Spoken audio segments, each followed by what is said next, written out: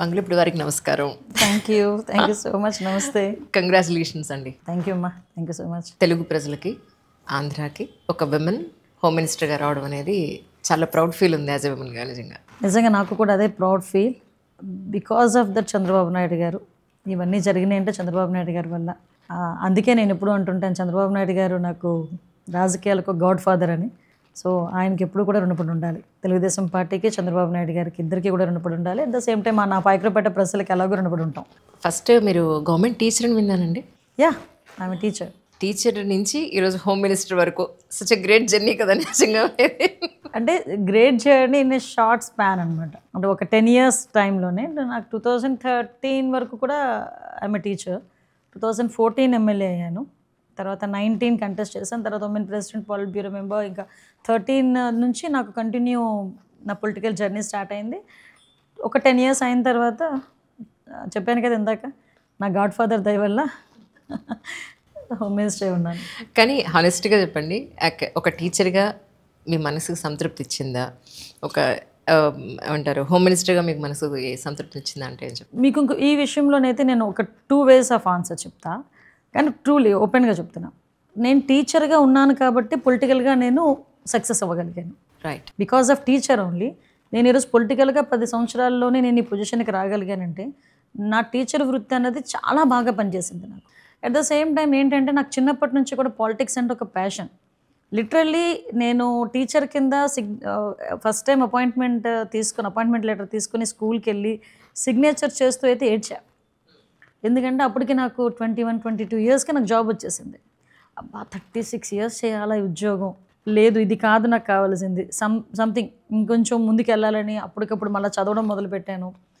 పీజీలు అంటే తొందరగా ప్రమోషన్స్ మీదనే బయటికి రావాలి, లేకపోతే నేను ఏదో ఒక సివిల్స్ ప్రిపేర్ అవ్వాలి, లేకపోతే పాలిటిక్స్. ఎస్, నేను ఫస్ట్ టైం కనుక పాలిటిక్స్లో నేను ఏదైనా ఇబ్బంది పడి ఉంటే 2014 టైంలో మా నాన్నగారికి మాట ఇచ్చొచ్చా. నాన్నగారు అయితే ఒప్పుకోలే. గవర్నమెంట్ టీచరు, చక్కని 2 పిల్లలు, ఎందుకు నీకు పాలిటిక్స్ అది ఇది అంటే, లేదు డాడీ ఒక్కసారి నాకు అవకాశం ఇవ్వండి, నాకు ఫస్ట్ నుంచి కూడా మీరు ఎంకరేజ్ చేసేవారు, ఈసారి కూడా నాకు ఒక్కసారి అవకాశం ఇవ్వండి, ఎవరికో రాదు ఇటువంటి అవకాశం, నాకు వచ్చింది అంటే మరి ఏదైనా తేడా జరిగితే పరిస్థితి ఏంటి, నీకు వెనకాతల పొలిటికల్ బ్యాక్గ్రౌండ్ లేదు, అలాగే నా 1000 కోట్ల ఆస్తులు లేవు, ఏంటి పరిస్థితి అంటే, నా పిల్లల్ని ఒక 6 నెలలు చూసుకోండి, నేను సివిల్స్ ఏదో రకంగా నా బాధ నేను పడొస్తాను, సివిల్స్ కొట్టుకుంటానన్నా. మీరు సివిల్స్ అచీవ్ చేసింటే నిజంగా ఫస్ట్ ఇంటర్వ్యూ నాదే అయ్యి ఉండేది. I have a series from last almost 8-9 years. Okay, అందరు యూపీఎస్సీ సివిల్ సర్వెంట్స్ అందరిది నేను ఇంటర్వ్యూస్ తీసుకుంటాను. ఓన్లేండి, అలా చేయలేకపోయినా ఇలా చేస్తున్నారు. It's good thing. Right. So నాన్నగారితో అలా అన్నారు. తర్వాత ఆటోమేటిక్గా సక్సెస్ అయ్యాను. సో ఈరోజు ఈ పొజిషన్ వరకు రాగలిగాను. నో హెడిల్స్, బట్ బయటకు రాగలిగాను. కానీ నేను గత కొంతకాలంగా చూస్తున్నప్పుడు, అంటే ప్రీవియస్ గవర్నమెంట్ అప్పుడు కానీ ఇప్పుడు కానీ, రాజకీయ నాయకులు లిటరలీ మీడియా ముందుకు వచ్చి కెమెరా ముందు మైక్ పట్టుకుని వాళ్ళు మాట్లాడేది ప్రజలందరూ వింటున్నారు అని తెలిసినా కూడా పదజాలం చాలా దారుణంగా యూజ్ చేసిన సందర్భాలు చాలాసార్లు చూశాను అప్పుడు. బట్ ఇప్పుడు చాలా మీరంతా కూడా వెల్ ఎడ్యుకేటెడ్స్, చాలా ఏమంటారు ఎలిగెంట్గా, ఎక్కడా కూడా భాషాపరంగా ప్రజలందరూ వింటున్నారని చాలా కామన్ డీసెంట్గా మాట్లాడడం అనేది నేను చూస్తాను. ఈ వేరియేషన్ యాక్చువల్లీ అంటే ప్రజల్లో ఎలాంటి ఇంపాక్ట్ తీసుకొచ్చే అవకాశం ఉంది మీ ఉద్దేశ ప్రకారం? లేదండి, మీకు ఇక్కడ ఒక విషయం చెప్పాలి. నేను ఎమ్మెల్యేగా ఉండేటప్పుడు 2014-19 పీరియడ్లో అసెంబ్లీలో మాట్లాడుతున్నప్పుడు ఒక ఎమ్మెల్యే అటు నుంచి చాలా తీవ్రమైన పదజాలాలు మాకు వస్తాయి. మీరు అబ్జర్వ్ చేస్తుంటే లాస్ట్ టైం నేను అదే అసెంబ్లీలోని ఒక శాసనసభ్యురాలు మాటలు బట్టి నేను కూడా ఇబ్బంది పడిన సందర్భం కూడా మీకు తెలుసు, చాలా బాధపడిన సందర్భం కూడా తెలుసు. అటువంటి సిచ్యువేషన్లోనే నోటుకొచ్చిన చంద్రబాబు నాయుడు గారిని నోటుకొచ్చినట్టు మాట్లాడుతున్నారు, ఎదుపట్టు మాట్లాడుతున్నారు. మేమందరం పడుతున్నాం, అండ్ అధికారంలో ఉండి మేము పడుతున్న టైంలో ఒక ఎమ్మెల్యే జస్ట్ ఒక క్రాస్ దాటి ఒక పదం ఉపయోగించారు. నమ్మరు లోపలికి తీసుకెళ్ళి చంద్రబాబు నాయుడు గారు ఎంత గట్టిగా వార్నింగ్ ఇచ్చారో తెలుసా? దట్ ఈస్ ద లీడర్ అండి. ఆ లీడర్షిప్ అలా ఉండాలి. ఆయన వెంటనే మమ్మల్ని పిలిచి మిమ్మల్ని కొన్ని కోట్ల మంది అబ్జర్వ్ చేస్తారు, ఎంతోమందికి అవకాశం రాదు, మీకు వచ్చింది.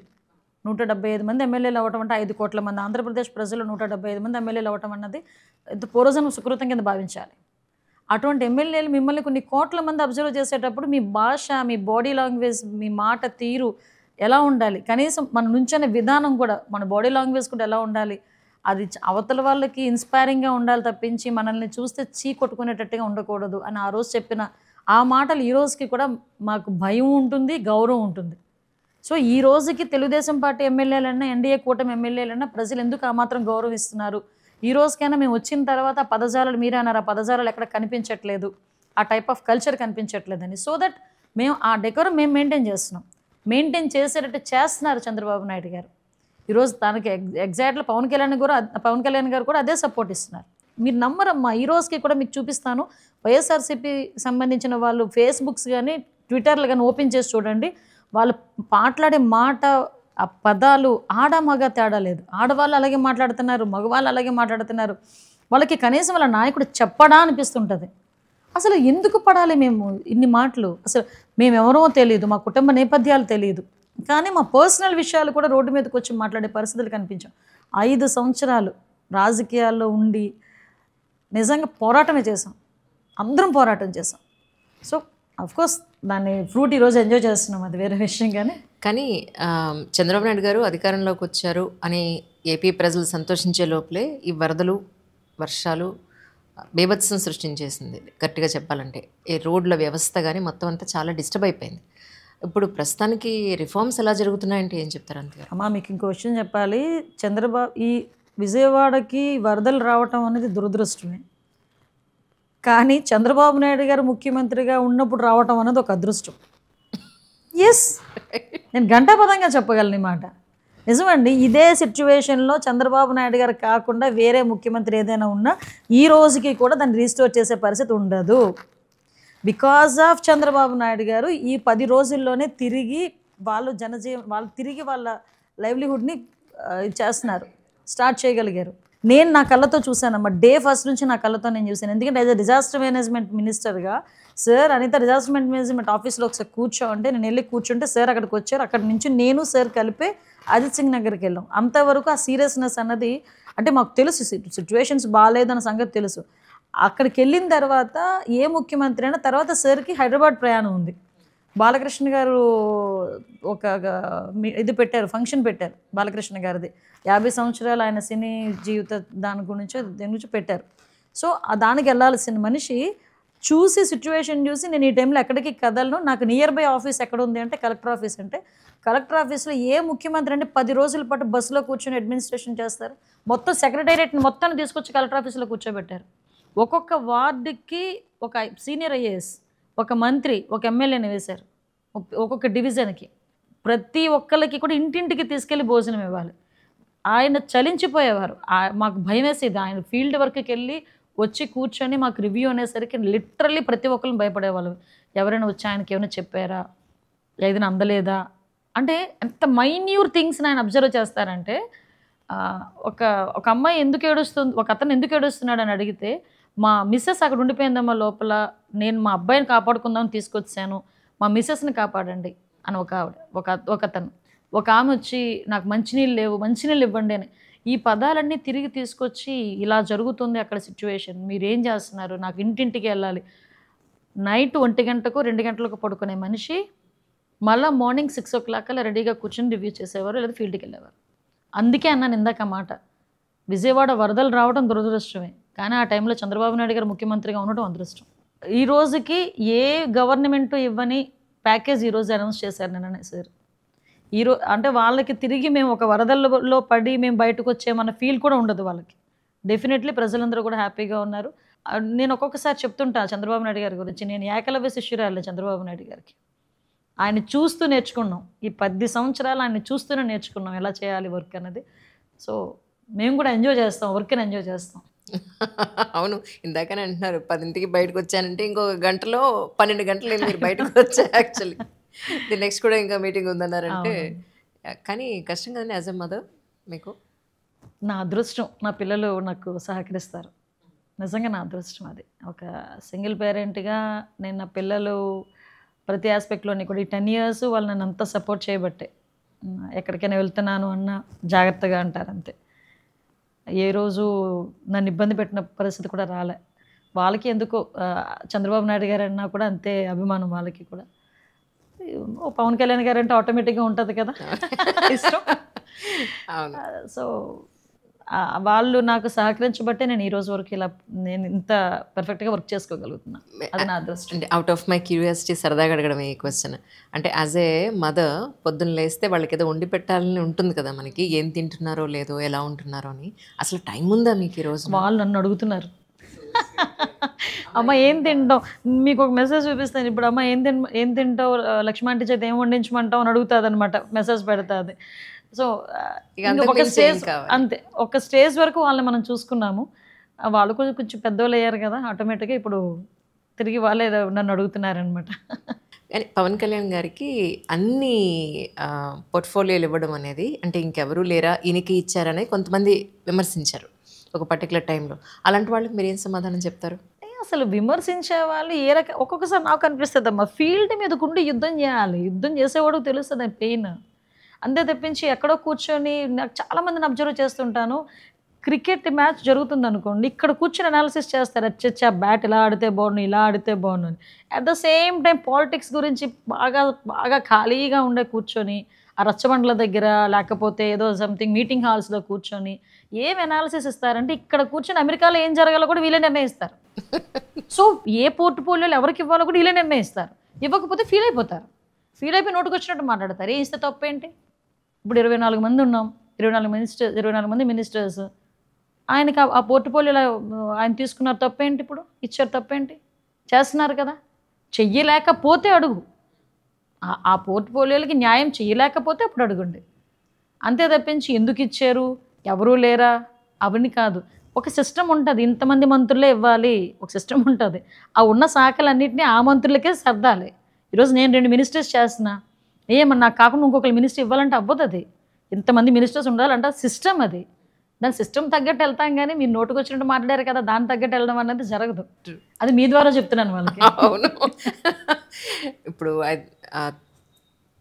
ఆంధ్రాలో తెలుగుదేశం పార్టీ వచ్చి ఐ థింక్ 100 రోజులు కంప్లీట్ అయిన సందర్భంగా ఈ 100 రోజుల్లో జరిగిన డెవలప్మెంట్ ఏంటి, లేదా ప్రజలకు మీరు ఏం చెప్పదలుచుకున్నారంటే ఏం చెప్తారు?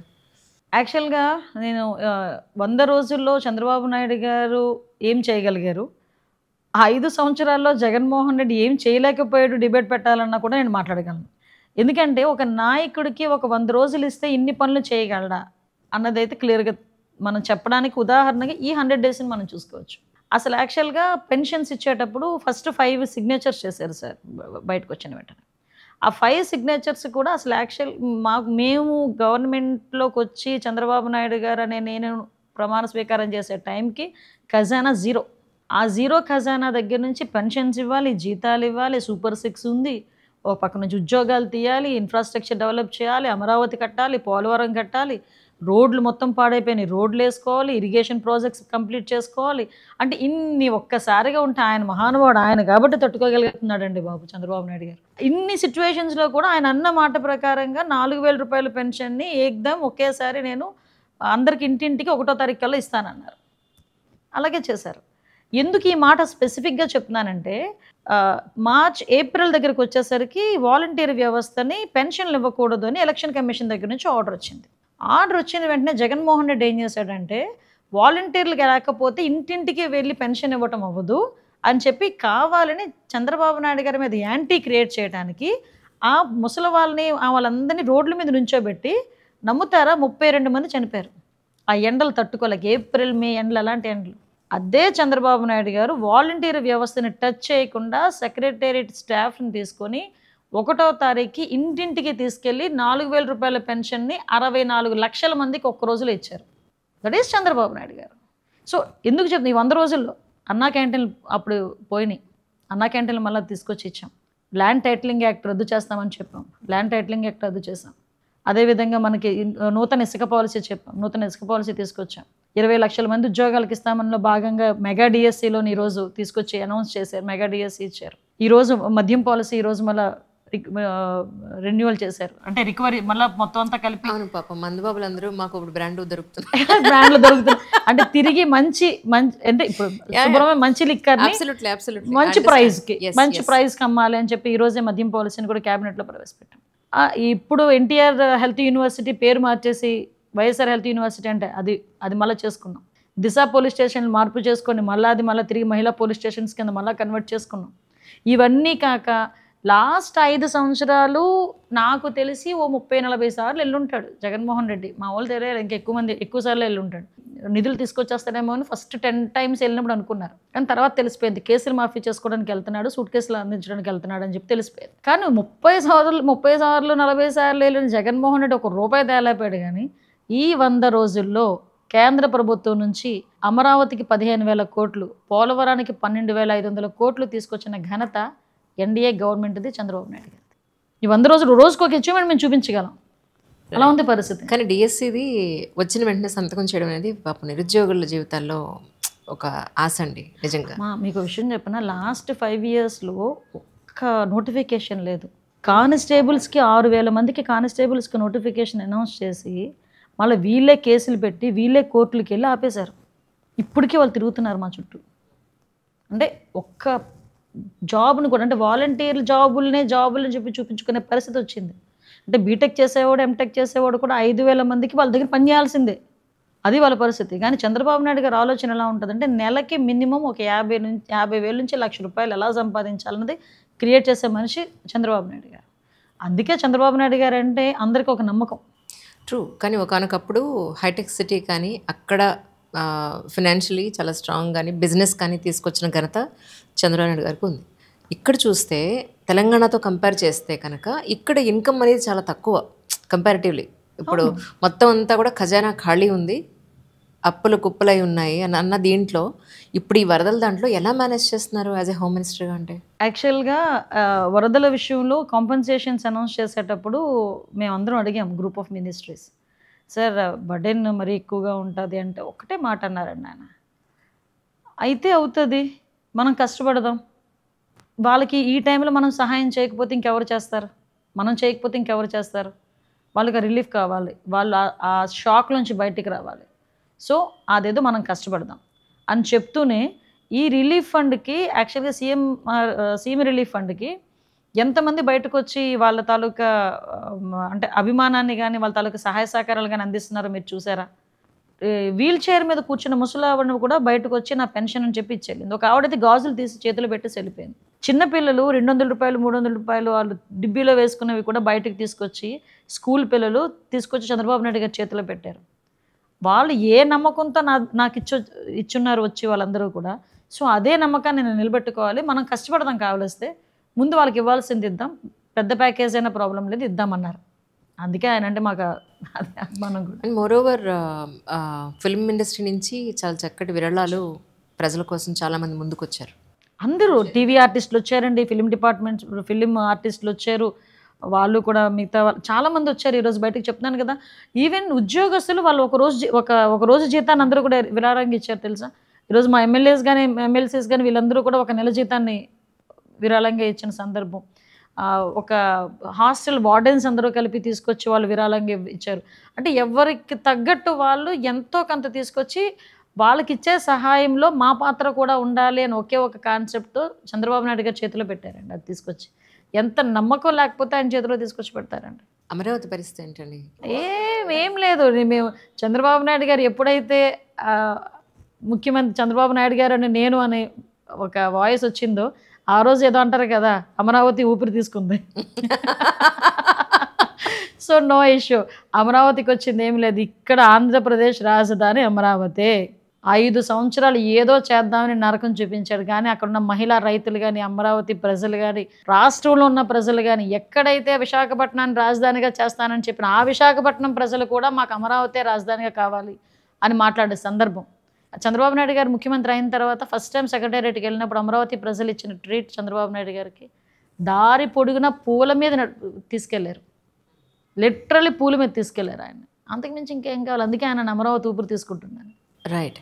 ఏపీ నుంచి ఒక ఆవిడ, ఒక బ్రాహ్మణ ఆవిడ, ఆల్మోస్ట్ ఒక 60 ఏళ్ళు ఉన్నాయి ఆవిడకి. ఆవిడ ఫోన్ చేశారు, తరతరాలుగా ఉన్న ఆస్తులు, ల్యాండ్లు ప్రీవియస్ గవర్నమెంట్ వాళ్ళు మమ్మల్ని చాలా ఇబ్బంది పెట్టి చాలా వరకు వాళ్ళు కబ్జా తీసేసుకున్నారు. అంజలి, మాకు ఇక్కడ గవర్నమెంట్లో మాకు ఎవరు తెలీదు, మా ల్యాండ్లు కొంచెం మాకు ఇప్పించగలుగుతావా అని. సో ఆ పాయింట్లో అలాంటి వాళ్ళకి మీరు ఏం భరోసా ఇస్తారు? యాక్చువల్గా ఇలాంటి వాళ్ళు మీ వరకు వచ్చింది ఒకటే కేసు అమ్మ, మా వరకు వచ్చింది కొన్ని, చంద్రబాబు నాయుడు గారి వరకు వెళ్ళింది కొన్ని వేలు లక్షల కేసులు ఉన్నాయి. ఎందుకంటే వైజాగ్ లాంటి సిటీస్లో ఒక 100 గజాల స్థలం ఉందంటే దాన్ని కాపాడుకోవడానికి ఒక మనిషిని అక్కడ పెట్టుకునే పరిస్థితులు. ఎప్పుడు ల్యాండ్ 22 ఏలోకి వెళ్ళిపోతుందో తెలియదు. అలా చేసిన సందర్భంలో ఇలాగ చాలామంది ఉన్నారనే రెవెన్యూ మినిస్టర్ గారు మన అనగాని సత్యప్రసాద్ గారుకి చంద్రబాబు నాయుడు గారు ఆదేశాలు ఇచ్చారు. ఏమని ఇలాంటి సిచ్యువేషన్స్ ఉన్నాయి, ఒక 1 మంత్ డ్రైవ్ పెట్టండి. ఎవరెవరైతే వాళ్ళ భూములు కోల్పోయారో వాళ్ళందరినీ వచ్చి రిజిస్టర్ చేసుకుంటే వాళ్ళందరికీ ఎస్ ప్లీజ్ మా తప్పకుండా మీరు నాకు ఇవ్వండి, నేను ఇమీడియట్గా మినిస్టర్ గారికి ఇస్తాను. అక్కడ వాళ్ళకి ఏమైనా పోలీస్ పరంగా వాళ్ళకి ఏదైనా సపోర్ట్ కావాలంటే నేను చేస్తాను, రెవెన్యూ పరంగా సపోర్ట్ కావాలంటే మంత్రి గారు ఉన్నారు, సీఎం గారి దృష్టి కూడా తీసుకెళ్తాను డెఫినెట్గా. ఈ కార్యక్రమం ఆల్రెడీ శ్రీకారం చుట్టారు.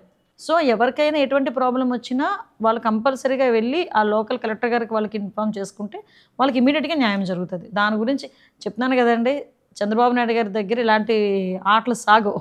కాబట్టి బాధితులు ఎవరైతే ఉన్నారో వాళ్ళకి కంపల్సరీ న్యాయం జరుగుద్ది. కానీ కూటమి అధికారంలోకి వచ్చిన తర్వాత, చంద్రబాబు నాయుడు గారు సీఎం అయిన తర్వాత వైఎస్ఆర్సీపీ లీడర్స్ మీద కక్ష సాధింపు చర్యలు చేస్తున్నారు. భరత్ గారు ఎవ్రీడే ఇన్స్టాగ్రామ్లో ఒక వీడియో పెడుతూ ఉన్నారు. విజయవాడ భరత్ గారు మమ్మల్ని ఇలా కొట్టేశారు, కొంతమంది చంపేశారు, కొన్ని కూలగొట్టేశారు అని. ఇది ఎంతవరకు నిజం అంటారు? ఇప్పుడు అది దాస్తే దాగే పరిస్థితి కాదండి. మీకు విషయం చెప్పనా, నేను ఇది బెదిరించి మాట్లాడట్లేదు, లేకపోతే నేనేమి దాన్ని ఏమంటారు హెడ్ స్ట్రాంగ్తో నేను మాట్లాడట్లేదు. నిజంగా మాకు అదే గనక ఉద్దేశం ఉండుంటే 164 సీట్లు ఇచ్చి కేవలం 11 సీట్లతో నిన్ను కూర్చోబెట్టిన తర్వాత కనీసం వైఎస్ఆర్సీపీ నాయకుడిని రోడ్డు మీద తిరగనిస్తామా? మాకు ఆ యాటిట్యూడ్ ఉంటే ఈ రోజుకి కూడా సోషల్ మీడియాలో నోటికొచ్చినట్టు వాగుతున్నా కూడా యాజ్ పర్ ప్రొసీజర్ మేము చెయ్యాలి అనుకుంటున్నామే తప్పించి మీకు రాత్రులు గోడలు దూకి లైట్లు ఆపేసి తీసుకొచ్చి మొత్తం ఊర్లని తిప్పి తీసుకొచ్చి పెట్టాలని మేము ఏ రోజు అనుకోలేదు. ఏ నాయకుడిని మేము కక్ష సాధింపుగా అరెస్ట్ చేసామో చెప్పమనండి. వీళ్ళకి ఏంటంటే భయం అన్నమాట. ఏదో అంటారు కదా, గుమ్మడికాయలు దొంగంటే భుజాలు తొండుకుంటున్నట్టు వీళ్ళు మేము ఏదైనా కేసు అన్నాం అనుకున్నామో మా మీదే వచ్చేసారని ఫీలింగ్. అది ఏం జరుగుతుంది అసలు ఇక్కడ? నిజంగా అలా అనుకుంటే కనుక ఎన్నెన్ని మాట్లాడిన పెద్ద మనుషులందరూ ఈరోజు ఎంత ధైర్యంగా తిరుగుతున్నారండి ఆంధ్రప్రదేశ్లో. Right. Even civil servants point of వ్యూలో కూడా చాలామందిని ఇక్కడ వాళ్ళు చేసిన పనులకు ఏదైతే ఉందో వాళ్ళని కూడా క్షమించే పరిస్థితి లేకుండానే లాస్ట్ టైం యాక్షన్ తీసుకున్నారు. యాక్చువల్లీ టు బి ఫ్రాంక్, నేను సివిల్ సర్వీసెస్ వాళ్ళకి అవనియండి, జనరల్గా ఉన్న ఉద్యోగస్తులకైనా మీకు రాజకీయాలు ఎందుకబ్బా, మేము 5 సంవత్సరాలు ఉండేవాళ్ళని, మీరు 30 సంవత్సరాలు ఉండేవాళ్ళు. మీరు మా మాట పట్టుకొని మీకు నచ్చినట్టు ఏదో సభాష్ అంటాడు, అవతలోడు కూర్చోబెడతాడు, పక్కన కూర్చోబెడతాడు, కాఫీ ఇస్తాడు, లేకపోతే సభాష్ అంటాడని ఆలోచించుకొని మీరు చెయ్యరాని పనులు చేస్తే ఏమవుతుంది? ఈరోజు హెడ్ మాస్టర్ అమ్మాయిగా టీచర్గా కరెక్ట్ చెప్పారు. అంతే కదా. అవును అవును, నేను అదే అంట, ఏ అధికారులందరికీ ఒకటే మాట, మీకు ఎందుకు రాజకీయాలు? మళ్ళీ చెప్తున్నా, నువ్వు నిజంగా రాజకీయాలు చేద్దాం అనుకుంటున్నావా, ఆ డ్రెస్ వదిలేసి కథర చొక్క వేసుకో. అవును, ఇప్పుడు యూపీఎస్సీ వాళ్ళు చాలా మంది రాజకీయాల్లోకి వస్తున్నారు కదా డ్రెస్ వదిలేసి. అదే డ్రెస్ వదిలేసి రండి, వచ్చి కూర్చోండి, కథర చొక్క వేసుకుంటే ఫేస్ టు ఫేస్ తేల్చేసుకోవచ్చు. 100 రోజుల్లో హోమ్ మినిస్టర్ గారు వారి మార్క్ ఏమన్నా చూపించుకునే అవకాశం దొరికిందా? 100 డేస్లో నా మార్క్ అంటే డెఫినెట్గా చూపించాలి. ఎందుకంటే ఫస్ట్ నుంచి కూడా హోమ్ డిపార్ట్మెంట్ మీద, డిజాస్టర్ మేనేజ్మెంట్, ఈ 2 ఇష్యూస్ మీద కూడా నేర్చుకోవాలి. ఫస్ట్ వాట్ ఈజ్ వాట్ అనేది నేర్చుకోవాలి. నెక్స్ట్ చాలామంది ఇప్పుడు ఇందాక మీతో మాట్లాడినట్టుగా జనాల ఎక్స్పెక్టేషన్ కూడా చాలా ఎక్కువగా ఉంది. సో దానికి తగ్గట్టుగా నేను వర్క్ చేయాలి. కాబట్టి అట్ ద సేమ్ టైం అక్కడ ఉన్న పోలీస్ డిపార్ట్మెంట్ వాళ్ళ కష్టాలు ఆ వాటి గురించి కూడా ఆలోచించాలి. బోత్ ఈ రెండింటి మీద కూడా మ్యాక్సిమం అందరితోని కూడా ఎస్పీస్ అందరితోని కూడా రివ్యూస్ పెట్టుకున్నాం. డీజీపీ ఆఫీస్లో కూర్చొని అన్ని విషయాలు మాట్లాడుకున్నాం. ఫైర్ డిపార్ట్మెంట్ వాళ్ళతోని, ప్రెజెంట్ డిపార్ట్మెంట్ వాళ్ళతోని అందరితోని కూడా కోఆర్డినేట్ చేసుకొని వాళ్ళ ముందు అసలు నా కాన్సెప్ట్ ఎలా ఉంటుందంటే వాళ్ళని ఒక సేఫ్ జోన్లో, కంఫర్ట్ జోన్లో పెట్టి వాళ్ళతో పని చేయించుకోవడం అనేది ఒక వే. అంతే తప్పించి వాళ్ళకే జీతాలు లేక, వాళ్ళకే టీఏడిఏలు లేక, మనం వాళ్ళకి కనీసం ఫెసిలిటీస్ ఇవ్వకుండా వాళ్ళని పని చేయండి అంటే వాళ్ళు కూడా చేయలేరు. లాస్ట్ 5 years నాకు ఈ 3 నెలల అనుభవంలో పోలీసు వ్యవస్థని నిర్వీర్యం చేసి పడేశారు. ఒక లా అండ్ ఆర్డర్ని మనం కంట్రోల్ చేయాలని కానీ, ఒక ట్రాఫిక్ని కంట్రోల్ చేయాలని కానీ, లేకపోతే ఈ గాంజాని కొంచెం కంట్రోల్ చేయాలని కానీ, డ్రగ్స్ని కంట్రోల్ చేయాలని కానీ వీటి మీద పరిస్థితి లేదు. సో అలాంటి సిచ్యువేషన్ నుంచి మళ్ళా తిరిగి అరే నాయన నువ్వు పోలీసు, నువ్వు వేసుకున్నది కాకి చొక్క, నీ డ్యూటీస్ ఇవి, మీరు పరిగెట్టాలి అనే పరిస్థితికి మేము మళ్ళీ గుర్తు చేయాల్సిన పరిస్థితి వచ్చింది. సో దట్ అది అక్కడ నుంచి మేము మొదలుపెట్టామండి. పోలీస్ వెల్ఫేర్ గురించి ఆలోచించుకొని గాంజా కొంచెం కంట్రోల్ చేయాలని దాని మీద కూడా కొంచెం గట్టిగానే పెట్టుకున్నాం. చంద్రబాబు నాయుడు గారు కూడా దాని మీద ఆటోమేటిక్గా నార్కోటిక్ టాస్క్ ఫోర్స్ అని చెప్పేసి ఇప్పుడు రీసెంట్గా ఒకటి ఏర్పాటు చేస్తున్నాం. సో ఇవన్నీ కూడా చేస్తూ డిజాస్టర్ మేనేజ్మెంట్లో కూడా మొన్న చంద్రబాబు నాయుడు గారు ఇచ్చిన గైడెన్స్, మొన్న విపత్తులు ఏదైతే వచ్చినాయో, మనకి ఫ్లడ్స్ ఏదైతే వచ్చినాయో, ఆ ఫ్లడ్స్లోని ఆయన చేసిన పని, ఇవన్నీ కూడా నాకు ఒక లెర్నింగ్ పొజిషన్ అనమాట. ఇప్పుడు great experience. So great experience. Next ఎటువంటివి రాకూడదు, ఏ విపత్తులు రాకూడదు, ఏ విపత్తు వచ్చినా ఎలాగ మేము పని చేయాలి అన్నదైతే మాకు ఒక రెడీ మెంటల్, మేము మెంటల్గా రెడీ అయిపోయాం. ఎస్ ఇలా చేయాలి అని చెప్పి రెడీ అయిపోయాం. రైట్. కానీ లాస్ట్ టైం శ్రీభరత్ గారు వైజాగ్లో మాట్లాడినప్పుడు ఇక్కడ డ్రగ్స్ స్మగ్లింగ్, గాంజా అనేది చాలా ఎక్కువైపోయింది అంజలి అని అన్నారు. ఇప్పుడు దాని మీద ఏమైనా మీకు కొద్ది గొప్ప కంట్రోల్ చేయగలిగే అవకాశం దొరికిందండి? లేదమ్మా, చెయ్యాలి. ఎందుకంటే లాస్ట్ 5 years ఏమైందంటే సెబ్ అని చెప్పి ఒకటి ఏర్పాటు చేసి కంప్లీట్గా ఎక్సైజ్ డిపార్ట్మెంట్ ఎక్కువగా ఇంతకుముందు గాంజాని మొత్తం అంతా ఎక్సైజ్ డిపార్ట్మెంట్ చూసుకునేది. పోలీసు ఎక్సైజ్ డిపార్ట్మెంట్ రెండు చూసుకునేవి. కనీసం గాంజా తోటలు తగలబెట్టడం అనో, గాంజా చేసిన వాళ్ళు కేసులు పెట్టడం అని ఇవన్నీ కూడా జరిగేవి. సెబ్ అనేది ఏర్పాటు చేసిన తర్వాత 2 years కంప్లీట్గా గాంజా మీద వాళ్ళు వెళ్ళలే. ఎక్సైజ్ డిపార్ట్మెంట్లో కొంతమందిని వీళ్ళు సెబ్ అని చెప్పి తీసుకొని వీళ్ళు దేనికి చేశారంటే లిక్కర్ శాండ్కి కాపలా పెట్టారు. లిటరలీ చెప్తున్నాను నేను ఈరోజు. అంటే లిక్కర్ బయట నుంచి ఏ లిక్కరు రాకుండా లోకల్ లిక్కరే తాగాలి అని ప్రోత్సహించడానికి, బయట లిక్కర్ రాకుండా చేయడానికి సెబ్ను ఉపయోగించుకున్నారు. ఇసుక వీళ్ళు మాఫియా చేయడానికి సెబ్ను ఉపయోగించుకున్నారు. సో అలా అందువల్ల మొన్న రీసెంట్గా సెబ్ను కూడా మేము క్యాన్సిల్ చేసాం. ఇప్పుడు నార్కోటిక్ టాస్క్ ఫోర్స్ అని చెప్పి గాంజా మీద, డ్రగ్స్ మీద ఒక స్పెషల్ డ్రైవ్ కూడా పెట్టి, నమ్ముతారా, సాక్షాత్తు చంద్రబాబు నాయుడు గారే గాంజా మీద అవేర్నెస్కి ఒక ప్రోగ్రామ్కి నేను కూడా అటెండ్ అవుతాను అన్నారు. అంటే ఎక్కడో కొండల్లో ఉండాల్సిన గాంజా ఈరోజు స్కూల్ పిల్లల బ్యాగుల్లోకి వెళ్ళింది. సో మనం ఎంత మేరకు దాన్ని కంట్రోల్ మనం చేయాలో ఒకసారి ఆలోచించాలి. చెక్ పోస్టులు పెట్టడం కానీ, చెక్ పోస్టుల దగ్గర సీసీ కెమెరాస్ పెట్టడం కానీ, ఈవెన్ చాలా ఇష్యూస్ ఉన్నాయి పోలీస్ డిపార్ట్మెంట్లో. లాస్ట్ 5 సంవత్సరాలు ఫింగర్ ప్రింట్ ఐడెంటిఫికేషన్ ఉంటుంది అనమాట. మీకు ఐడియా, మీకు మన హైదరాబాద్లో ఇటువైపు అంతా ఉంటుంది. దాని మెయింటెనెన్స్ డబ్బులు ఇవ్వక 5 సంవత్సరాలు ఫింగర్ ప్రింట్ ఐడెంటిఫికేషన్ అనేది మూల కూర్చుంది. తెలుసా మీకు? My God. ఎలక్షన్ డ్యూటీస్ చేసేటప్పుడు ఈ వాకీ టాకీస్ ఉంటాయి కదా, కమ్యూనికేట్, అవి లేక పక్కన తెలంగాణ రాష్ట్రం నుంచి తెచ్చుకున్నాం. అంటే లాస్ట్ 5 సంవత్సరాలు ఒక చిన్న మైన్యూట్ పాయింట్ కూడా ఎలాంటి పరిస్థితి అని చెప్పడానికి మీకు ఎగ్జాంపుల్స్ చెప్పాలి. మళ్ళీ వీటన్నిటినీ కూడా పెద్దానికి చెప్తే, మొన్న రీసెంట్గా ఒక మీటింగ్లో కూర్చొని మళ్ళీ ఇవన్నీ కూడా రీస్టోర్ చేయండి అని చెప్పి చంద్రబాబు నాయుడు గారు మాకు ఆదేశాలు ఇవ్వటం, మళ్ళీ యాజ్ టీజ్గా మళ్ళీ రెగ్యులర్ ప్రొసీజర్లోకి ఈరోజు డిపార్ట్మెంట్ అన్నది పడింది. వైజాగ్లో భరత్ గారి యూనివర్సిటీ ఆపోజిట్లో కొండని మొత్తం అంతా తొలిచేసి అక్కడ ఒక పెద్ద మహల్ కట్టారు అని. ఏం చేశారండి ఇది ఇప్పుడు ఫైనల్గా? దాన్ని ఏం చేయాలని మేము ఆలోచిస్తున్నాం. అంటే అక్కడ బ్యూటిఫుల్ ప్లేస్ అమ్మ. అది నేను వైజాగ్ అమ్మాయినే కదా. సో చాలా బ్యూటిఫుల్ ప్లేస్ అది. రిషికొండ, అక్కడ గీతం కాలేజ్, ఆ రిషికొండ అది రోజుకి ఏదో అంటారు కదా, గుండు కొట్టించినట్టుగా కొట్టించేసి వాళ్ళు ఎంత తెలివైన వాళ్ళు అంటే ఆ పక్కన ఆ టైంలో ఒక సమ్మిట్ పెట్టారు, ఇన్వెస్ట్మెంట్ సమ్మిట్ పెట్టారు. ఈ ఫ్లైట్ నుంచి వచ్చిన వాళ్ళు అది చూస్తారేమో అని చెప్పి దానికి గ్రీన్ కవర్ వేసారనమాట. చూసారు కదా, గ్రీన్ క్లాత్ ఉంది. విషయం ఏంటంటే అది ఇంకా ఒకసారి ఆలోచించుకొని దాన్ని ఏం చేయాలన్నది ఆలోచించుకోవాలన్నమాట. ఇప్పుడు ఏదో అంటారు కదా, మనకి ఏదో మ్యూజియంస్ అలాంటివి ఏదో పెడతారు కదా, ప్రస్తుతానికి ఎంటీగానే. పోలవరం పరిస్థితి ఏంటండి? లాస్ట్ టైం కొన్ని షార్ట్స్, రీల్స్, వీడియోస్లో అసలు మాకు అక్కడ ఏమీ అర్థం కాలేదని ఒకళ్ళు అంటారు, ఇంకొకళ్ళు అంటారు అసలు మేమే చేసాం 50%, వాళ్ళు ఏమీ చేయలేదు అంటారు. అసలు ప్రజెంట్ సిచ్యువేషన్ ఏంటి మీ ఉద్దేశ ప్రకారం? ఇంకెంతకాలం? అదండి, వాళ్ళకి ఏమీ అర్థం కావట్లేదు. తెలిసినోడికి అయితే అర్థమవుతుంది, తెలియనోడికి ఏమి అర్థమవుతుంది? వాడికి టీఎంసీ అంటే తెలియదు, డయాఫ్రమ్ వాల్ అంటే తెలియదు. వాడు ఇరిగేషన్ మినిస్టర్ అయిపోయి అక్కడ కూర్చొని ఫోటోలు తీయించుకోవడానికి ఇరిగేషన్ మినిస్టర్ లేదు అనుకుంటే తొడలగొట్టడానికి అసెంబ్లీలో కూర్చొని. అది కాదు కదా. మొన్న మీరు ఇరిగేషన్ మినిస్టర్ అంటే ఎలా ఉండాలో మొన్న మా రామానాయుడు గారు చూపించారు. బుడమేరు ఇష్యూ క్లియర్ అయ్యి మనకు ప్రాబ్లం జరిగిన తర్వాత దాన్ని బ్రీచ్ క్లోజ్ చేయడానికి 3 రోజులు రాత్రి పగలు అక్కడ కూర్చొని చేశాడు ఆయన.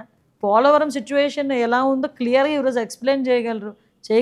చంద్రబాబు నాయుడు గారికి పూర్తి అవగాహన ఉంది కాబట్టి ఈరోజు మనం కేంద్ర ప్రభుత్వం నుంచి డబ్బులు తెచ్చుకోగలిగాం పోలవరానికి. పోలవరం పూర్తి చేసే దాని మీద కమిట్మెంట్తో ఉన్నాం కాబట్టి ఈరోజు ధైర్యంగా చెప్పగలుగుతున్నాం మేము పోలవరాన్ని పూర్తి చేస్తామని చెప్పి.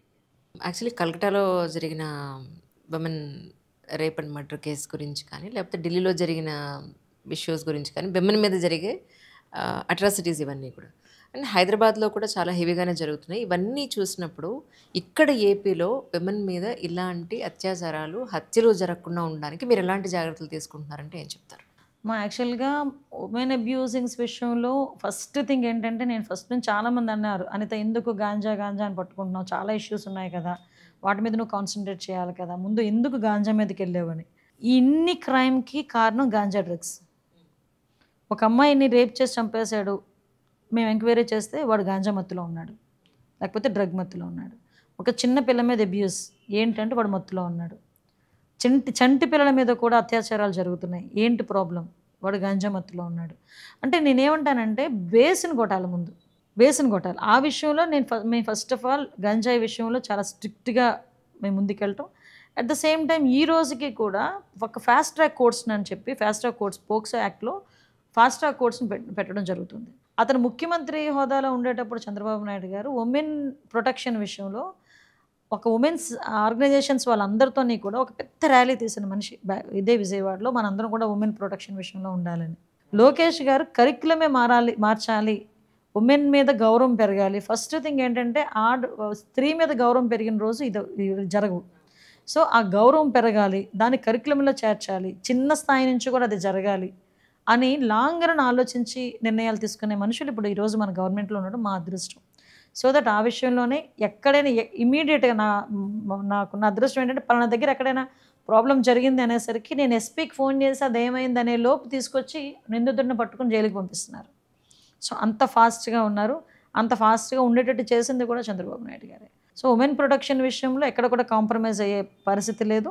వాళ్ళకి అన్ని రకాలుగా కూడా, అంటే లాస్ట్ టైం ఇది కూడా మీకు చెప్పాలి, దిశ పోలీస్ స్టేషన్ 21 రోజుల్లో ఉరి తీసేస్తాము, అలా తీసేస్తాము అని చెప్పి ప్రగల్భాలు పలిగితే నేను కూడా నిజంగా 21 రోజుల్లో సాధ్యమా అనుకున్నా. సో ఈ విషయం మీద ఫోరెన్సిక్ ల్యాబొరేటరీ ఒకటి అమరావతిలో కట్టాలని చంద్రబాబు నాయుడు గారు శంకుస్థాపన చేస్తే 21 రోజుల్లోని శిక్ష పడేటట్టు చేస్తాను దిశ చట్టం అని చెప్పి తీసుకొచ్చిన ఈ పెద్ద మనిషి అమరావతిలో ఫోరెన్సిక్ ల్యాబొరేటరీ కడుతున్నారని చెప్పి ఆపేశాడు. ఎక్కడి నుంచి తీసుకొస్తాడు ఫోరెన్సిక్ రిపోర్ట్స్, నాకు అర్థం కాదు. కడుతున్న వాటిలే ఆపుతావు, 21 రోజులు శిక్ష విధిస్తానంటావు, అసలు ఎలా రిలేట్ అవుతుంది? ఆ దిశ మీకు నమ్మరు, ఒకసారి ప్రీవియస్ ఫొటోస్ తీయండి ఒకసారి. దిశ పోలీస్ స్టేషన్ ఓపెన్ చేస్తున్నానని చెప్పి మొత్తం లేడీ బ్యాచ్ మొత్తం వచ్చింది, మంత్రులు, ఎమ్మెల్యేలు అందరూ రాజమండ్రి వెళ్ళారు. పాపం జగన్మోహన్ రెడ్డికి ప్లేస్ కూడా లేకపోతే చేతికి ఒకటికే ప్లేస్ ఇచ్చారు, రిబ్బన్ కత్తిరించడానికి, కత్తిరికి ఆ చేతికి ఇచ్చారు ప్లేస్. పాపం ఆయన ఎగిరి ఇలా ఫోటో మీకు ఎప్పుడైనా ఉంటే చూపిస్తాను, లేదంటే గూగుల్లో ఒకసారి సెర్చ్ చేయండి. నిజమమ్మా నేను చెప్పేది. నేను అనుకునేది నిజంగా కత్తిరికి ఆయన చేతికే ప్లేస్ ఇచ్చారు, మిగతా అందరూ మన ఆడవాళ్ళే మొత్తం. అంత ప్రెస్టేజియస్గా తీసుకెళ్ళి కట్ చేస్తే, ఆ సీన్ కట్ చేస్తే ఏమైందో తెలుసా, నవ్వకూడదు. సాయంత్రం అయ్యేసరికి ఒక ఆడపిల్లని గ్యాంగ్ రేప్ చేసి 3 రోజుల నుంచి 7 గ్యాంగ్ రేప్ చేసి ఎంత ధైర్యంతో తీసుకొచ్చి అదే దిశ పోలీస్ స్టేషన్ ఏదైతే జగన్మోహన్ రెడ్డి ఓపెన్ చేశాడో అదే పోలీస్ స్టేషన్ ముందు వదిలేసి వెళ్ళిపోయారు. అంటే అంత భయంకరమైన సిచ్యువేషన్స్ని ఫేస్ చేశారు ఆంధ్రప్రదేశ్ ప్రజలు. Now they are happy, they are secured now. కానీ ప్రకాశం బ్యారేజ్ కూల్ చేయడానికి ఒక కుట్ర జరిగింది అనేది ఒక సోషల్ మీడియాలో ఒకటి నడుస్తుందండి, ఎంతవరకు నిజమంటారు? అంటే మేమేదో రాజకీయం చేసేసాము, మేమేదో రాజకీయంగా మేము మాట్లాడేస్తున్నాము అన్నది కాదు. మీరు ఒక కామన్గా, మీరు ఒక అన్ని చూసే వ్యక్తిగా, ఒక కామన్ ఉమెన్గా మీరు ఒకసారి ఆలోచించండి. 14.4 క్యూసెక్స్ వాటర్ ఫ్లో, ప్రకాశం బ్యారేజ్ కెపాసిటీ 11.9 ప్రకాశం బ్యారేజ్ కెపాసిటీ. ఆ రోజున్న water flow 11.4 lakh cusecs water ఆ రోజు వచ్చింది. ఒక పక్క నుంచి జనాలు మునిగిపోయారు, అక్కడ ఇబ్బందులు పడుతున్నారు, ఒక పక్క నుంచి టెన్షన్. 11,90,000 క్యూసెక్ వాటర్ వస్తే పరిస్థితి ఏంటి అన్నది మా టెన్షన్. సో ఈ టెన్షన్స్ మధ్యలో సడన్గా మాకు ఫోన్ వచ్చింది, ఇలాగ వచ్చి గుద్దుకొని మా అక్కడ కొంచెం ఆ వాల్ అది చిన్న డ్యామేజ్ అయింది. సో కొంచెం అది మనకి ఇబ్బంది అవుతుంది, అక్కడ అలా ఆగిపోయినాయి, ఏంటి పరిస్థితి అని చెప్పి ఎంక్వైరీ చేస్తే ఆ 3టికి కూడా వైఎస్ఆర్సీపీ కలర్స్, ఆ 3 బోట్లకి వైఎస్ఆర్సీపీ కలర్స్. 3 బోట్ల యజమాని ఒకడే వైఎస్ఆర్సీపీ నాయకుడు తాలూకా మనిషి, ఆ తలసిల్ రఘురాము, ఆ నందిగాం సురేష్ తాలూకా మనుషులు తాలూకా బోట్లు అవి. పరిస్థితి చూస్తే అందులో ఇసుక ఉంది. అంత పెద్ద బోటు, దగ్గర దగ్గర 40 టన్నులు ఉన్న బోటు, మీరు వాటర్ ఫ్లోలోకి వెళ్ళిపోకుండా ఉండాలంటే నైలాన్ తాడు పెట్టి కడతారా, ఇనుప గొలుసులు పెట్టి కట్టాలా? జస్ట్ ఒక నైలాన్ తాడు పెట్టి కట్టారు. పోనీ ఏదో తాడు పెట్టి కట్టారు అనుకోండి, దగ్గర దగ్గర అది అవతల ఉద్దన్ రాయనపాలెంలో ఉండాల్సిన ఒడ్డున ఉండాల్సిన బోట్లు ఇక్కడికి వచ్చినాయి, అదొకటి. నెక్స్ట్ ఇంకోటి ఏంటంటే అదే ఒడ్డున 200 బోట్లు పైగా ఉన్నాయి. ఇంతకన్నా తేలికైన బోట్లు కూడా చాలా ఉన్నాయి. ఏ బోట్లు కదలలే. ఈ 5 బోట్లు కదిలినాయి. అందులో ఒకటి కొట్టుకుపోయింది, ఒకటి మునిగిపోయింది. ఈ 3 బోట్లు వచ్చి కొట్టినాయి. కొట్టడం కౌంటర్ వెయిట్ దెబ్బతినింది. అది ఏదైనా చిన్న తేడా జరిగి ఆ బ్రిడ్జ్ కనుక ఏదైనా అయ్యుంటే 11.4 లక్షల క్యూసెక్ల వాటర్ కనుక బయటకు వచ్చి విజయవాడ పరిసర ప్రాంతాలు, విజయవాడ గుంటూరు మీద పడుంటే ఎన్ని వేల మంది చనిపోయేవారమ్మా. నేనేమంటానంటే, అరే మేము ఫస్ట్ నుంచి సైకో జగన్ అంటే చాలామంది మమ్మల్ని ఏదో అనేవారు. మరి ఇలాంటి పని చేస్తే సైకో జగన్ అనరా? అంత పెద్ద ఇష్యూ అసలు నాకైతే మతిపోయింది. మాకు అరే ఏమైనా జరుగుంటే ఎంతమంది ప్రాణాలు బలి తీసుకుంటావు అంటే, చంద్రబాబు నాయుడు మీద నీకు కసి ఉండొచ్చు, చంద్రబాబు నాయుడు గారి గవర్నమెంట్ మీద నీకు బాధ ఉండొచ్చు, కానీ దాన్ని నువ్వు ఇంకా ఏదైనా బెటర్ వేలో ఆలోచించాలి తప్పించి ఇంత నీచంగా ఆలోచిస్తావా? అమ్మ, ఒక్కొక్క కౌంటర్ వెయిట్ బరువు ఎంతో తెలుసా? 16 టన్నులు, 17 టన్నులు. అలాంటిది కూడా డ్యామేజ్ అయింది అక్కడ కౌంటర్ వెయిట్స్ అని. నేను నిజంగా అది కుట్రలో, అది సోషల్ మీడియాలో రావడం కాదమ్మా, అది నిజంగా జరిగింది కుట్రే. అది ఇది ప్రజలందరూ కూడా గమనించాలి. అంటే వాళ్ళు ఇన్స్టాగ్రామ్లో పెట్టింది ఏంటంటే, మేము నిజంగానే అలా చేస్తున్నట్టయితే ఆ బోట్స్ మీద మా పార్టీకి సంబంధించిన ముద్ర ఎందుకు వేసుకుంటాము అని. ఇంకొకటి అయితే అంతాడు, ఇంకొకరిని అడిగితే ఎందుకు ఇస్తాడండి? వాడు పార్టీ వాడు కాబట్టి ఇచ్చుకున్నాడు. పోనీ నాకు అఫ్కోర్స్ సమాధుల మీద కూడా రంగులు వేసుకునేవాళ్ళు అండి మనోడు. కొంత ఏంటది రాళ్ళు మీద, సర్వే రాళ్ళు మీద బొమ్మ రంగులు అన్నీ వేసుకునేవాడు. అఫ్కోర్స్ బోట్ల మీద కూడా అలాగే వేసుకున్నాడు. ఎందుకు రంగులు వేసుకుంటున్నారు వీళ్ళని నాకు అర్థమయ్యేది కాదు చాలా రోజులు. అదేంటంటే ఒక రైట్, పేటెంట్ రైట్ అనమాట. మేము వైఎస్ఆర్సీపీ వాళ్ళు మేము ఏ అదో పనులు చేసినా ఈ కలర్ చూసి ఆగిపోవాలి నువ్వంతే. ఒకడు అంటాడు, మొన్న ఎక్కడో చూశాను, అంత పెద్ద బ్రిడ్జిని ఇంత చిన్న పడవ కొట్టగలదాడు, ఇంత పెద్ద రాయిని ఇంత పెద్ద సుత్తి కొట్టలేదు. ఎగ్జాక్ట్లీ నిజమే కదా. నిజంగా ఎన్డీఏ గవర్నమెంట్లో ఉన్న మేము ఆంధ్రప్రదేశ్ ప్రజలు అదృష్టవంతులం కాబట్టి అంత పెద్ద ఉపద్రవాన్ని తప్పించుకున్నాం. ఆ దేవుడే తప్పించాడు, కృష్ణమే తప్పించింది అంతే. మరి ప్రత్యేక హోదా మీద ఇప్పుడు స్టాండ్ ఏంటండి? ఏం లేదండి, ఇప్పుడు ఒక్కటైతే చాలా క్లియర్. ఈ రోజు వరకు ఆంధ్రప్రదేశ్ రాష్ట్రానికి కావాల్సిన రైల్వే జోన్ ఈ రోజుకి చంద్రబాబు నాయుడు గారి దయ వల్ల అది క్లియర్ అవుతుంది. At the same time Amaravati పూర్తవుతుంది, పోలవరం పూర్తవుతుంది. మాకు కావలసిన అన్ని ఫెసిలిటీస్ కూడా ఈరోజు సెంట్రల్ గవర్నమెంట్ నుంచి మేము తెచ్చుకోగలుగుతున్నాం. ఒక పేరైతే లేదు కానీ ఆ పేరులో అందులో ప్రత్యేక హోదాలో వచ్చే ప్రతి ఒక్క ఆస్పెక్ట్ కూడా ఈరోజు సెంట్రల్ గవర్నమెంట్ నుంచి మేము తీసుకొచ్చుకుంటున్నాం. సో ఆ విషయంలో ఎక్కడ కూడా రాజీ అయ్యే ప్రసక్తి లేదు. సార్ కూడా ఆ విషయంలోని కేంద్ర ప్రభుత్వం కూడా క్లారిటీగా ఉన్నారు.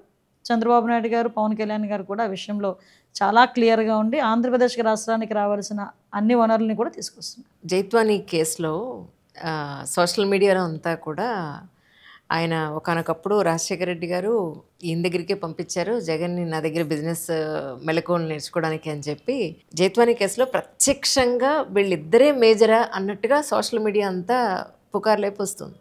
సో ఈ పాయింట్లో మీకు ఏమన్నా అనిపించిందా? యాక్చువల్లీ ఒకటండి, నేను ఇందులోని మేము పొలిటికల్ యాంగిల్లో ఆలోచించలేదమ్మా. క్లియర్గా ఒక ఆడబిడ్డ ఎక్కడో ముంబైలో ఉన్న ఒక ఆడబిడ్డ రాష్ట్రం పరువు తీసుకునేటట్టుగా ఇక్కడికి తీసుకొచ్చి ఆ అమ్మాయిని అన్ని ఇబ్బందులకి గురి చేశారు. ఆ అమ్మాయి మీద రాంగ్ ఎఫ్ఐఆర్ నోట్ చేశారు. ఆ అమ్మాయిని బయటకు తీసుకొచ్చి మానసికంగా శారీరకంగా అమ్మాయిని హింసించారు. ఇది ఒక్కటే మేము యాంగిల్ తీసుకున్నాం. మేము పొలిటికల్గా ఆలోచించుకోవాలనుకుంటే పొలిటికల్ స్టాండ్ తీసుకోలేదండి. చాలా ఐఎమ్ సో హ్యాపీ టు నిజమండి. ఎందుకంటే మేము ఆడబిడ్డ మానం దగ్గర, ఆడబిడ్డ ప్రాణం దగ్గర కూడా రాజకీయం చేయడం అన్నది అంతకుమించి దౌర్భాగ్యం ఇంకోటి ఉండదు. సో మేము ఎప్పుడు కూడా ఆ యాంగిల్లో మేము ఆలోచించలేం. మేము అందువల్లనే మీరు నిజంగా మేము ఆ యాంగిల్లో ఆలోచిస్తే వైఎస్ఆర్సీపీ నాయకులు ఎంతమంది బయటకు వస్తారండి? మరి ఎందుకు 3 ఐపీఎస్ ఆఫీసర్లు మేము సస్పెండ్ చేస్తాం చెప్పండి? సో యాజ్ పర్ సిస్టమ్ ప్రకారం వెళ్తున్నాం.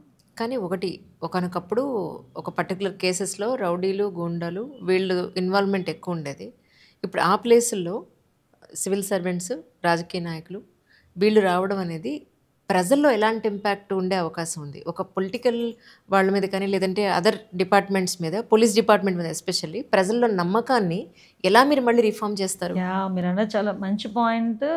ఇప్పుడున్న సిచ్యువేషన్స్లో మనం ఇంప్లిమెంట్ చేయాల్సిన పాయింట్. ఎస్పెషల్ అందుకే నేను ఒక మాట అంటానండి. ఒక ఆడపిల్ల కనిపించట్లేదని ఒక పోలీస్ స్టేషన్కి వెళ్తే ఫస్ట్ ఇంప్రెషన్ అమ్మాయి వయసు అంతా అని అడుగుతారు కదా. ఆ అమ్మాయి వయసు ఇంతకుముందు 18, 19 అంటే వేరేగా ఆలోచించుకునేది. 12, 13కే రేపేళ్ళుండి వచ్చేస్తుందిలే. అబ్సల్యూట్లీ. సో అప్పుడు ఆ తల్లిదండ్రులు బాధపడే పరిస్థితి ఏంటి? ఆ తల్లిదండ్రులు ఒక అమ్మాయి మా అమ్మాయిని కనిపించట్లేదని బాధపడి వెళ్తే వాళ్ళు ఈ రకంగా కించపరిచి మాట్లాడుతున్నారే అన్న బాధ. నేను అందుకే ఫస్ట్ చెప్పాను, ఫ్రెండ్లీ పోలీసింగ్ ఉండాలి. ఫ్రెండ్లీ పోలీసింగ్ కూడా ఎలా ఉండాలి అంటే కనీసం బాధతో వచ్చిన వాళ్ళ మాట వినండి. 50% అక్కడే వాళ్ళకి బాధ తగ్గిపోతుంది. సో ఆ రకంగా మేము సిస్టమ్ని క్రియేట్ చేస్తున్నాం. యాజ్ ఆఫ్ నౌ అటువంటి కంప్లైంట్స్ అంటే అడ్వర్స్ కంప్లైంట్స్ ఏమీ లేవు.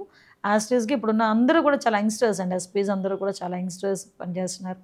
అందరూ కూడా పర్ఫెక్ట్గా వర్క్ చేసుకుంటున్నారు. కానీ ఇప్పుడు మొన్న న్యాచురల్ కెలామిటీ తర్వాత, ఈ వర్షాలు వీటి తర్వాత రోడ్స్ అన్నీ ఇప్పుడు మళ్ళీ నార్మల్ అంతా సెట్ అయిందండి? అంటే యాక్చువల్గా మనకి సెట్ అవుతాయండి ఇప్పుడు. ఎందుకంటే లాస్ట్ చెప్తున్నాను కదా, ఈ ఈ న్యాచురల్ కెలామిటీ తర్వాత కాదు, మనకి 19 to 24 వచ్చిన పెద్ద ఉపద్రవం ఉంది కదా, దాని ప్రభావం ఇవన్నీ రోడ్లు కొట్టుకుపోవడం, రోడ్లు లేకపోవడం, ట్రైన్స్ లేకపోవడం, ఆ ఉపద్రవం దగ్గర ఈ ఉపద్రవం ఎంత. కానీ అప్పుడు వాళ్ళు 5 సంవత్సరాలు చేయలేని పనులు, ఆ రోడ్లు దుస్థితి ఇవన్నీ కూడా ఈరోజు మళ్ళీ తిరిగి రిపేర్స్కి ముందు ఇమీడియట్గా రిపేర్స్ చేయాలి అని సార్ కూడా డబ్బులు శాంక్షన్ చేయడం జరిగింది. నెక్స్ట్ ఇంకోటి ఏంటంటే మినిమం రోడ్స్ అవన్నీ కూడా సార్ ఇనిషియేషన్ తీసుకొని ఎక్కడ కూడా ప్రజలకు ఇబ్బంది లేకుండా చేసుకుంటారండి. అది మాత్రం క్లియర్. మ్యామ్, తర్వాత గుడ్లవల్లేరు ఇంజనీరింగ్ కాలేజ్ అమ్మాయిల పాయింట్ ఆఫ్ వ్యూలో మీ స్టాండ్ ఏంటి? యాక్చువల్గా ఏం లేదమ్మా, గుడ్లవల్లేరు ఇష్యూ మా దృష్టికి వచ్చిన వెంటనే అదే టైంలో వరదలు ఉన్నప్పటికీ కూడా దాని మీద డీటెయిల్ ఎంక్వైరీ వేయాలి అనే ఉద్దేశంతో, ముఖ్యంగా ఆడపిల్లలు ఎవరైతే ప్యానిక్ అయ్యారో ఆ ప్యానిక్ అయిన అమ్మాయిలందరికీ కూడా అసలు విషయం తెలియాలనే ఉద్దేశంతో దాన్ని ఈజీగా మాత్రం తీసుకోకుండా డెఫినెట్గా దాని మీద ఒక ఎంక్వైరీ జరగాలని ఢిల్లీ నుంచి ఒక టెక్నికల్ టీంని తీసుకొచ్చి ఇక్కడ మొత్తం అన్నీ కూడా చెక్ చేయించి ఎంక్వైరీ చేయించి అట్ లాస్ట్ వాళ్ళే ఇక్కడ ఏమి జరగలేదు, అలాంటి ఇబ్బంది ఏమీ లేదు అని చెప్పిన తర్వాత మేము కాసేపు మేము అందరం కూడా ఆగాం. అట్ ద సేమ్ టైం నేనేమంటానంటే ఆల్ ఆఫ్ సడన్ ఈరోజు పిల్లలు ఏదో జరిగింది అని ఒక ప్యానిక్ సిచ్యువేషన్లో ఉండేటప్పుడు ఒక ముఖ్యమంత్రి హోదాలో ఉన్న వ్యక్తి ఒక ఇన్సిడెంట్ మీద ఎలా రియాక్ట్ అవుతారని చెప్పడానికి నేను చెప్తున్నా. వాళ్ళందరూ ప్యానిక్ అయ్యే ఉన్న సమయంలో ఒక పోలీస్ ఆఫీసరు వాళ్ళ మీద కొంచెం రూడ్గా మాట్లాడింది. అంటే తను పేషెన్సీ కోల్పోయి ఏదో మాట్లాడింది ఆవిడ అక్కడ నుంచి తప్పించేసాం, డ్యూటీ నుంచి తప్పించేశారు అక్కడ నుంచి. అంటే ఆడపిల్లలకున్న ప్యానిక్ సిచ్యువేషన్లో మనం ఎక్స్ప్లెయిన్ చేసి వాళ్ళకు ఒక భరోసా కల్పించాలి అని చెప్పడం జరిగింది. ఈ ఫ్లడ్స్ ఉన్న నేపథ్యంలో నేను వెళ్ళలేకపోయాను, బట్ నేను ఏదో ఒక రోజు కంపల్సరీగా వెళ్తాను హాస్టల్కి. వాళ్ళందరితో కూడా మాట్లాడి ఎక్కడ కూడా వాళ్ళకి ఒక భరోసా ఇచ్చి ఒక ధైర్యం ఇచ్చే పరిస్థితి ఉంటుంది, డెఫినెట్గా ఉంటుంది. వివేకానంద రెడ్డి గారి వాళ్ళ డాక్టర్ మిమ్మల్ని ఏదో కలిసారని చెప్పని విన్నానండి. వచ్చారు 2 times వచ్చారు కలవటానికి. కానీ నాకు ఆవిడని చూస్తే ఒక తండ్రి చావు అయ్యి దగ్గర 6 సంవత్సరాలు అయినా కూడా సొంత పెదనాన్న కొడుకు ఒక అన్నయ్య సీఎం హోదాలో 5 సంవత్సరాలు ఉన్న తర్వాత కూడా ఇంకా న్యాయం గురించి ఒక ఆడబిడ్డ పోరాటం చేస్తుంది. ఇన్నేళ్ల తర్వాత కూడా, 6 సంవత్సరాల తర్వాత కూడా. నేనేమంటానంటే ఈ 5 సంవత్సరాలు, లాస్ట్ 5 సంవత్సరాలు వాళ్ళ అన్నయ్య ముఖ్యమంత్రి, బయటోడెవడో కాదు. చనిపోయిన తర్వాత ఇదే అన్నయ్య అక్కడికి వెళ్ళి నారాసుర రక్త చరిత్ర అని చెప్పి ఆ చావును కూడా ఉపయోగించుకొని 2019లో సీఎం అయిపోయాడు. చెల్లి నీకెందుకు, నేను సిబిఐ ఎంక్వైరీ చేస్తానని చెప్పి ఆ రోజు అన్నాడు. ముఖ్యమంత్రి హోదాలో కూర్చున్న తర్వాత సిబిఐ లేదు, ఏమీ లేదు, సిఐడి జాలి నీకు అన్నాడు. పోనీ ఆ సిఐడినైనా తిన్నగా చేయించారా అంటే అది లేదు. ఓకే, ఆఖరికి అంటే ఒక అన్నయ్య న్యాయం చేయలేక ఒక తండ్రి చావుకి నాకు న్యాయం జరగాలి అని చెప్పి ఒక ఆడబిడ్డ అలా తిరుగుతూ ఉంటే నిజంగా చాలా బాధ అనిపించింది. At the same time Chandrababu Naidu గారు కూడా చాలా సీరియస్గా తీసుకున్నారు ఇష్యూని. ఆ అమ్మాయికి ఎట్టి పరిస్థితుల్లో న్యాయం జరుగుద్ది. అంటే నేను ఏమంటానంటే రాజకీయాలను ఎప్పుడైనా ఉంటాయి అది వేరే విషయం, కానీ సొంత ఇంట్లో ఆడపిల్లల్ని కూడా సరిగ్గా ట్రీట్ చేసుకోలేని వాడు సొసైటీలో పొలిటికల్గా రావడానికి అర్హుడా జగన్మోహన్ రెడ్డి? ఒక్కొక్కసారి నాకు మొన్న తనని చూసిన వెంటనే సునీత గారిని చూసిన వెంటనే నాకు అదో క్వశ్చన్ రైజ్ అయింది. షర్మిల గారు బయటకు వచ్చి మాట్లాడుతున్నప్పుడు కూడా నిజంగా అనకూడదు కానీ ఎక్కడో లేరు శత్రువులు జగన్మోహన్ రెడ్డికి, పరిస్థితి అలా ఉంది. అందువల్ల ఒక్కొక్కసారి పొలిటికల్ అనిపిస్తుంటుంది, ఈయన సొసైటీ చంద్రబాబు నాయుడు గారు రాజకీయాలు ఉండడానికి అర్హుడు కాదని మాట్లాడుతుంటాడు ఈయన. అసలు నువ్వు సొసైటీలో ఉండడానికి అర్హుడు కాదు, నువ్వు జగన్మోహన్ రెడ్డి అనే వ్యక్తి సొసైటీలో ఉండడానికి అర్హుడు కాదు. ఏమన్నా ఏదో అంటారు కదా, ఆంధ్రప్రదేశ్ ప్రజల దురదృష్టం ఒక్కోసారి ఆ మనిషిని రాజకీయాల్లో చూడటం. మనం అనుకున్నట్టు మీరు వచ్చి కరెక్ట్గా 10-12 గంటలు దాటిపోయింది అడుగు బయట పెట్టి. But thank you so much for time అండి. Thank you. మీరు చాలా ఓపిక్గా, మై ప్లెజర్ అంటే యాక్చువల్గా పొలిటికల్ ఇంటర్వ్యూస్ చేయటం అనేది, అంటే నేను మిమ్మల్ని చూస్తుంటాను, మీరు చాలామంది ఇంటర్వ్యూ చేస్తుంటారు, కానీ పొలిటికల్ ఇంటర్వ్యూస్ అనేది కొంచెం కష్టమే కదా, ఎందుకంటే మేము చెప్పేదంతా వినాలి కదా మీరు. సో దట్ అందుకు చెప్తున్నా. Thank you so much. Thank you so much.